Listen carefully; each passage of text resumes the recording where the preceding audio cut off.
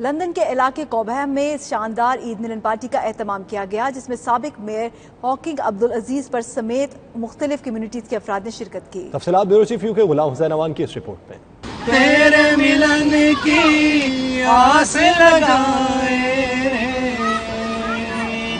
ندیاں کی لہریں پیڑوں کے سائے۔ عید تو گزر گئی مگر خوشیاں بانٹنے کا سلسلہ جاری ہے۔ لندن کے علاقے کوبہم کے فارم ہاؤس میں سجی اس ملٹی کلچرل عید ملن پارٹی میں مسلمان کمیونٹی کے ساتھ ساتھ مسیحی برادری نے بھی بڑی تعداد میں شرکت کی۔ کہیں لوگ باربیکیو سے لطف اندوز ہو رہے ہیں تو کہیں بچہ پارٹی باؤنسی کیسل کے مزے اڑانے میں مصروف ہے۔ فارم ہاؤس میں ہونے والے اس عید ملن کا اہتمام ایکسیم ایونٹ نے کیا تھا، جس میں میوزک کا خاص انتظام کیا گیا تھا۔ گلوکاروں نے پنجابی گانے اور قوالیاں سنا کر حاضرین پر سحر کیے رکھا۔ اتنا نہ مجھ سے تو پیار بڑا کہ میں ایک بادل آرا، جنم جنم سے ہی ساتھ تیرے ہے نام میرا جل کی دھارا۔ پروگرام کی آرگنائزر جولیانا اور فرزانہ مختار نے 92 نیوز سے بات چیت کرتے ہوئے کہا کہ عید ملن پارٹی کا مقصد لندن میں بسنے والے تمام قومیت کے لوگوں کا ایک ساتھ خوشیوں میں شامل ہونا ہے اور ہر سال ایسا خوشیوں بھرا میلہ منعقد کیا جائے گا۔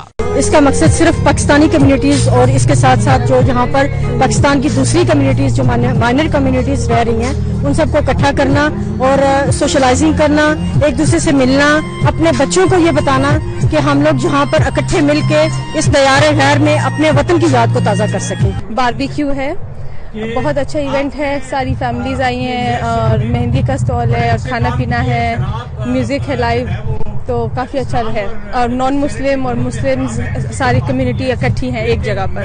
سابق میئر بارکنگ عبدالعزیز، سماجی رہنما ساجد بٹ، سہیل، راجہ ذیشان سمیت دیگر نے بھی 92 نیوز سے بات کرتے ہوئے کہا کہ ایسے پروگرام زیادہ سے زیادہ منعقد کروائے جانے چاہیے۔ یہ بالکل ایک علیحدہ سی عید ملن پارٹی تھی۔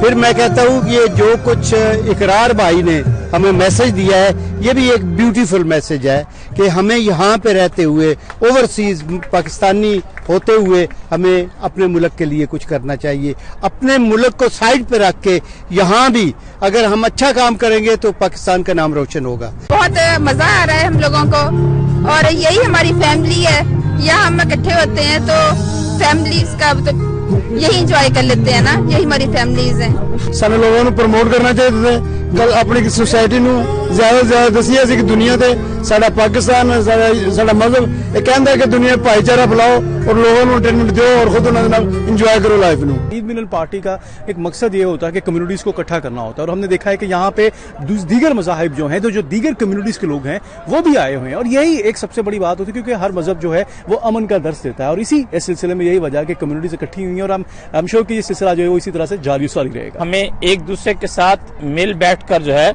وہ ایسے پروگراموں کو منعقد کرنا چاہیے اور ایک دوسرے کے ساتھ خوشیاں بانٹنی چاہیے۔